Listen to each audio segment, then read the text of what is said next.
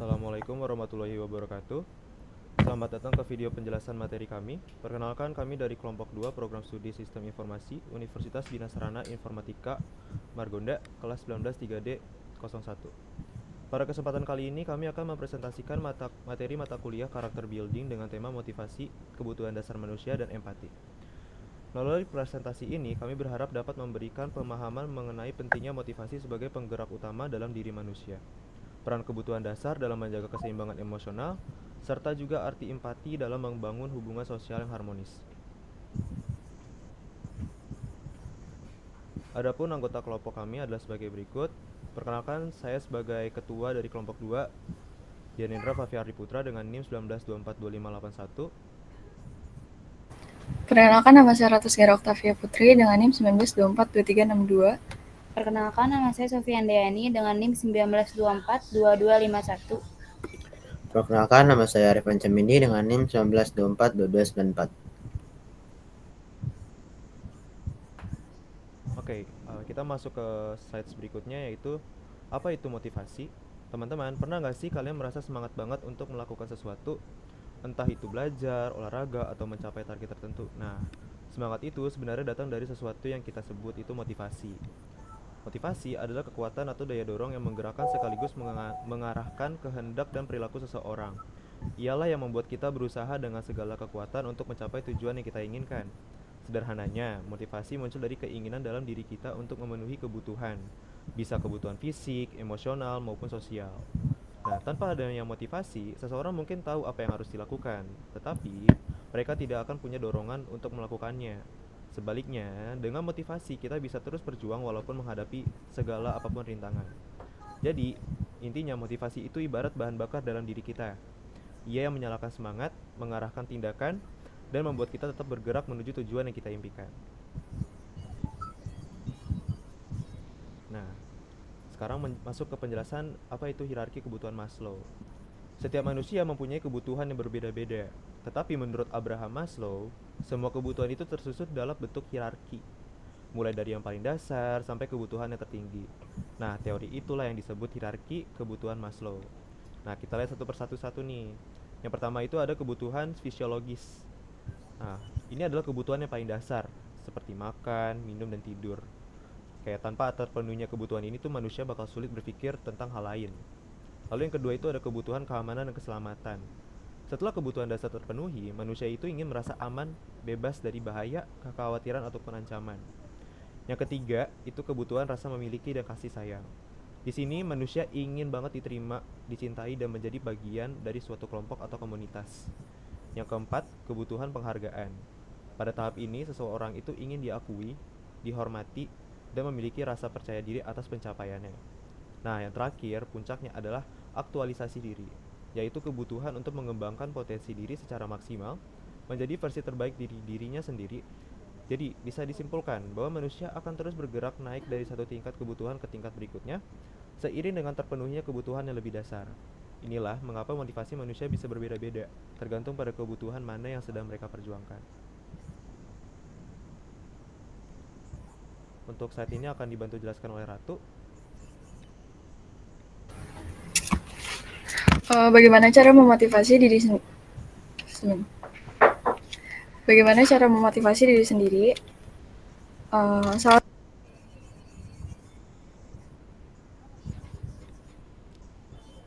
Kemute. Tapi dorongan dari diri sendiri, self motivation, jauh lebih kuat dan bertahan lama. Nah, bagaimana sih cara memotivasi diri sendiri? Kuncinya pada rasa percaya diri. Pertama, hindari mencari-cari alasan. Jangan terlalu sering menyalahkan keadaan atau orang lain. Ketika kita berhenti mencari alasan, kita mulai mencari solusi. Yang kedua, gunakan dari imajinasi. Bayangkan dari diri kita sendiri mencapai tujuan yang diinginkan. Visualisasi ini membunuhkan semangat dan keyakinan. Yang ketiga, jangan takut gagal. Kegagalan bukan akhir dari tapi proses belajar menuju keberhasilan. Orang sukses pun pernah gagal, bedanya mereka tidak pernah berhenti di situ. Yang keempat, perhatikan penampilan. Mungkin terlihat sederhana, tapi penampilan yang rapi bisa meningkatkan rasa percaya diri dan energi positif dalam diri kita sendiri. Kelima, tentukan sasaran atau goal setting. Tujuan yang jelas memberi arah dan semangat kita jadi tahu kemana harus melangkah dan apa yang harus dilakukan setiap hari. Dan terakhir, susun catatan sukses. Catatan setiap pencapaian kecil yang kita raih. Ketika sesuatu saat kita merasa lelah atau ragu, lihat kembali catatan itu, di sana ada bukti bahwa kita mampu.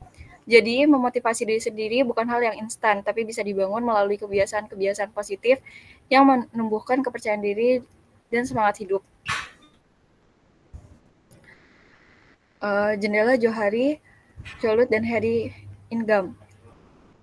Model yang kita lihat di layar ini disebut dengan jendela Johari yang dikembangkan oleh Jolut and Harry Ingham. Model ini digunakan untuk memahami diri sendiri dan hubungan kita dengan orang lain. Jendela Johari ini dibagi menjadi 4 bagian utama yang masing-masing menggambarkan sisi berbeda dari kepribadian kita. Pertama, open area atau arena. Bagian ini berisi hal-hal tentang diri kita sendiri yang kita ketahui dengan orang lain juga mengetahuinya. Contohnya, kepribadian yang lama, kemampuan berbicara di depan umum, atau hobi yang sering kita bagikan. Semakin luas area ini, semakin terbuka dan efektif komunikasi kita dengan orang lain. Yang kedua, blind spot. Ini adalah hal-hal yang tentang diri kita yang orang lain tahu tapi kita sendiri tidak menyadarinya. Misalnya cara kita berbicara yang mungkin terdengar keras, atau kebiasaan kecil yang tidak bisa kita sadari tapi terlihat ke orang lain. Makanya penting untuk menerima masukan agar kita bisa mengenali blind spot ini. Yang ketiga, hidden area atau set. Bagian ini berisi hal-hal kita tahu tentang diri sendiri tapi tidak ingin orang lain mengetahuinya, seperti perasaan, kekhawatiran, atau pengalaman pribadi yang kita simpan sendiri. Jika kita terlalu banyak menutupi hal ini, hubungan bisa terasa kaku, tetapi bukan berarti sedikit bisa menumbuhkan kepercayaan. Yang keempat, you know area. Ini adalah bagian dari tidak diketahui oleh diri sendiri maupun orang lain. Ini bisa berupa potensi, bakat, atau sisi kepribadian yang belum muncul karena belum ada kesempatan melalui pengalaman hidup dan refleksi diri. Bagaimana ini bisa berkurang seiring waktu. Kesimpulannya, jendela Johari ini membantu kita memahami diri dan membangun hubungan yang lebih terbuka dan sehat. Semakin kita berani terbuka dan menerima umpan balik, semakin luas area terbuka kita dan semakin baik pola komunikasi dengan orang lain.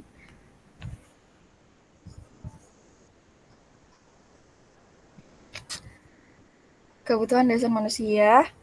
Teman-teman, pada dasarnya setiap manusia memiliki kebutuhan yang bukan hanya bersifat fisik, tetapi juga emosional dan sosial. Kebutuhan ini membuat kita merasa lengkap sebagai manusia dan menjadi dasar bagi kesejahteraan hidup kita. Setiap orang membutuhkan beberapa hal penting. Berikut ini yang pertama, merasa aman.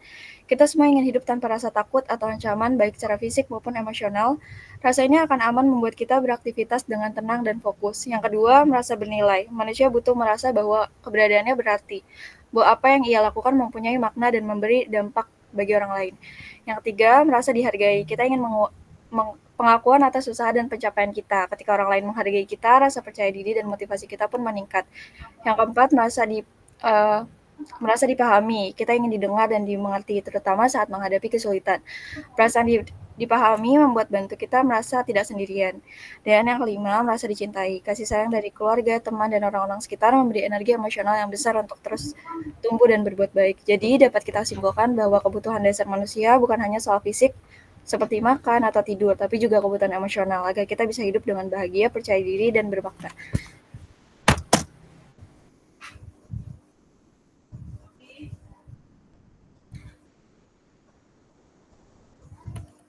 Gue nggak bisa di slide.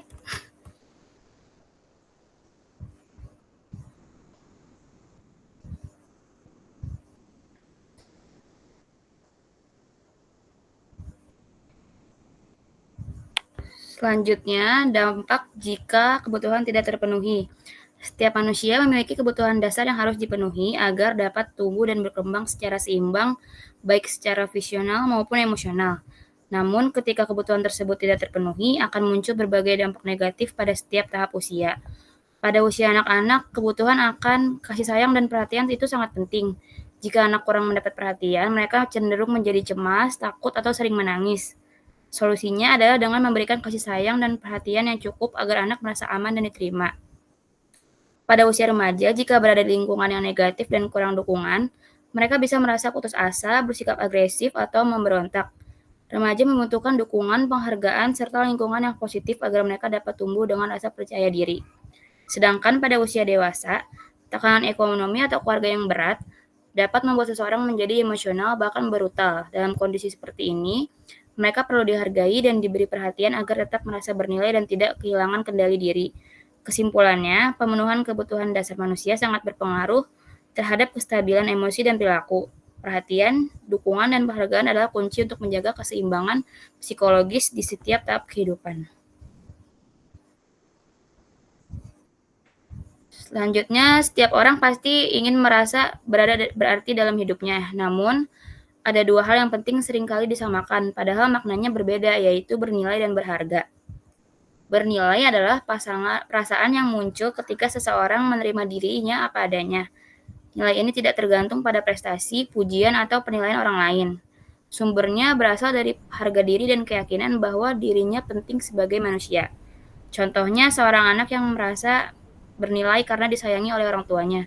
Meskipun belum memiliki prestasi apapun, ia tahu bahwa dirinya tetap berarti hanya karena menjadi dirinya sendiri. Sementara itu, berharga adalah perasaan yang muncul ketika seseorang mendapatkan pengakuan atau penghargaan atas apa yang ia lakukan. Nilainya berasal dari hasil karya, pencapaian, atau kontribusi yang dihargai orang lain. Misalnya, seseorang merasa berharga ketika karyanya diapresiasi sekolah atau di tempat kerja. Penghargaan itu membuatnya merasa diakui dan dihormati. Jadi, perbedaan utamanya daripada sumber perasaan itu.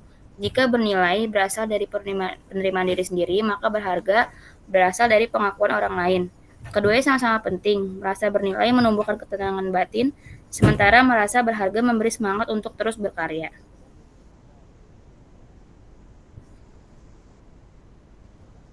Selanjutnya adalah empati. Empati adalah kemampuan untuk memahami perasaan, pikiran, dan sudut pandang orang lain, serta merasakan apa yang mereka rasakan tanpa menghakimi. Dengan empati, kita tidak hanya melihat dari sisi kita sendiri, tapi juga mencoba melihat dari posisi orang lain. Empati membuat hubungan antar manusia menjadi lebih hangat, saling menghargai, dan penuh pengertian. Ada beberapa ciri orang yang berempati, yaitu pertama, mendengarkan dengan hati, bukan hanya dengan telinga. Artinya, kita benar-benar hadir saat orang lain berbicara, bukan sekadar menunggu giliran untuk menjawab. Kedua, memandang dengan kasih, bukan dengan penilaian. Kita tidak terburu-buru menilai atau mengkritik, tetapi mencoba memahami apa yang sebenarnya mereka rasakan. Ketiga, menerima orang lain apa adanya. Kita tidak membandingkan mengharapkan mereka menjadi seperti apa yang kita mau.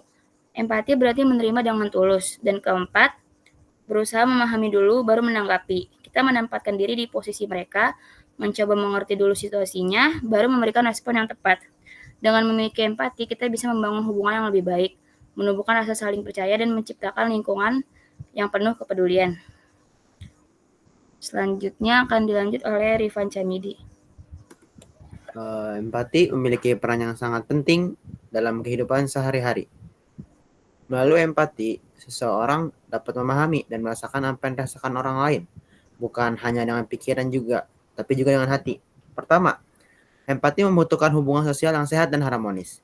Ketika kita berempati, kita lebih mudah menjalin hubungan yang saling mendukung dan penuh kepercayaan. Kedua, empati membantu menciptakan suasana saling pengertian dan menghargai. Kita tidak mudah salah paham karena kita berusaha memahami sebelum menilai. Ketiga, empati menjadikan seseorang lebih bijaksana dan berjiwa besar. Orang yang berempati tidak cepat marah, tidak mudah menyalahkan, dan mampu melihat persoalan dari berbagai sisi dengan tenang.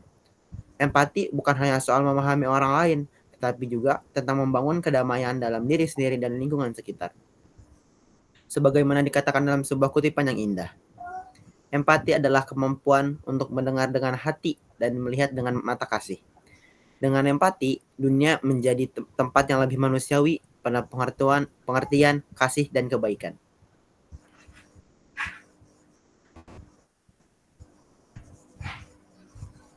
Kesimpulannya, dapat disimpulkan bahwa motivasi merupakan penggerak utama dalam kehidupan manusia. Motivasi adalah daya dorong dari dalam diri yang membuat seseorang berusaha mencapai tujuan hidupnya. Tanpa adanya motivasi, potensi yang dimiliki tidak akan berkembang secara maksimal, karena tidak ada kekuatan yang mendorong untuk bertindak dan berjuang. Selanjutnya, pemenuhan kebutuhan dasar juga sangat penting untuk menjaga keseimbangan emosional dan mental. Kebutuhan untuk merasa aman, dihargai, dicintai, dan dipahami menjadi fondasi bagi seseorang untuk tumbuh dan berprestasi. Keseimbangan inilah yang membantu orang menjadi lebih stabil, tenang, dan mampu menghadapi berbagai tantangan hidup.